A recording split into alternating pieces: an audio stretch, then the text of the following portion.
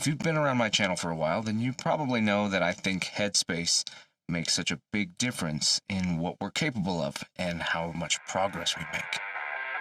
So today let's talk about why I think you might be getting in your way.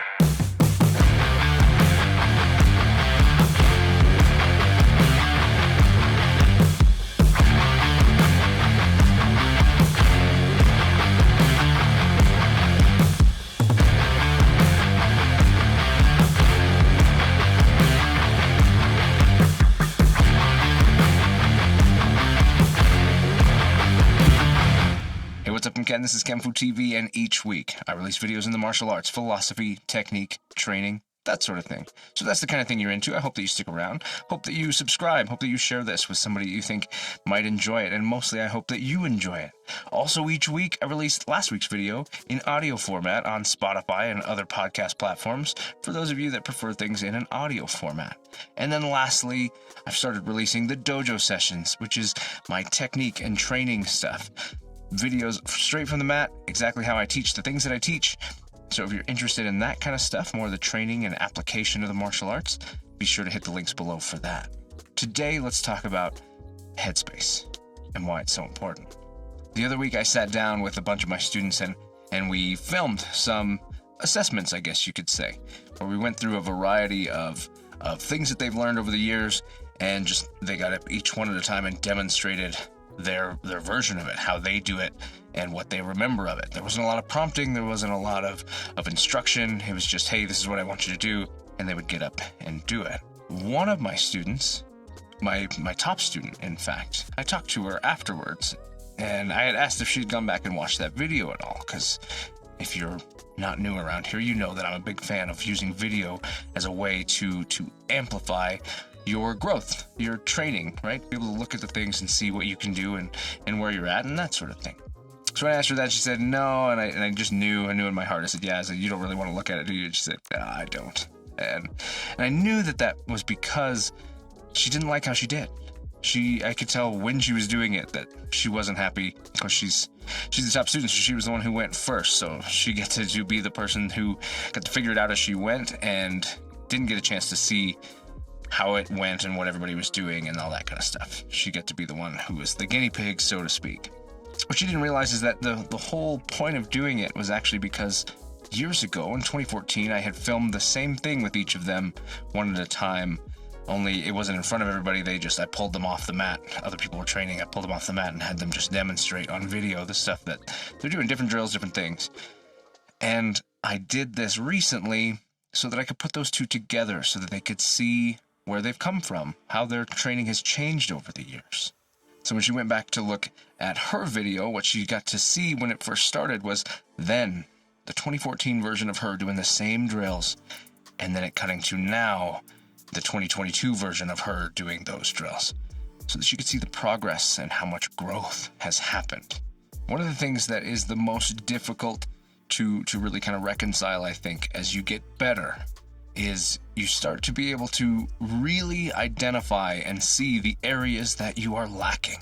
The things that you don't know, the things that you didn't go as well as could have, the things you've been working on that maybe you just didn't land it right, you didn't nail that thing.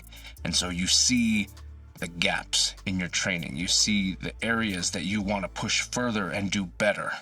And it gets really hard to look at how you're doing and actually recognize the fact that you're doing pretty damn good, and you're not spending a lot of time actually thinking about the growth that you've had, the time and the progress that you've made.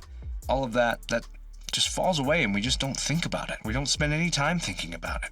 We look at what we did either mentally right after doing it or on video or something like that, and all we can see are the things that we're failing at, the things that weren't to the standard that we wanted.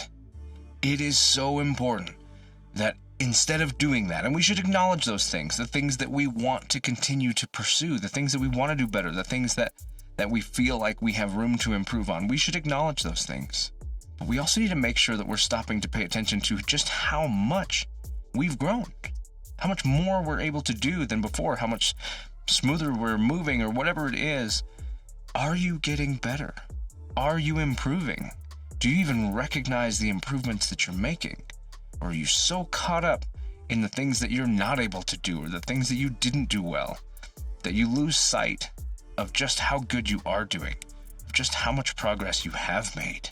When you assess yourself, do you see the things that you could improve or the areas that you're failing? Do you see the things that are better than before, the things that you're proud of? Or do you only see the things where you didn't do as well as you thought and the things that you're not proud of? That's up here. That's mindset. You see what you look for. And if you look for where you're failing, if you look for where you're not good enough, then you will confirm that. You will reaffirm just how not good enough you are. Whereas if you look for the areas that you've improved, the things that you're proud of, the things that you are doing well, then maybe, just maybe, you'll see the places where you are good enough. So as you train and you make assessments, just make sure not to spend so much time focusing on where you're failing, where you're not good enough.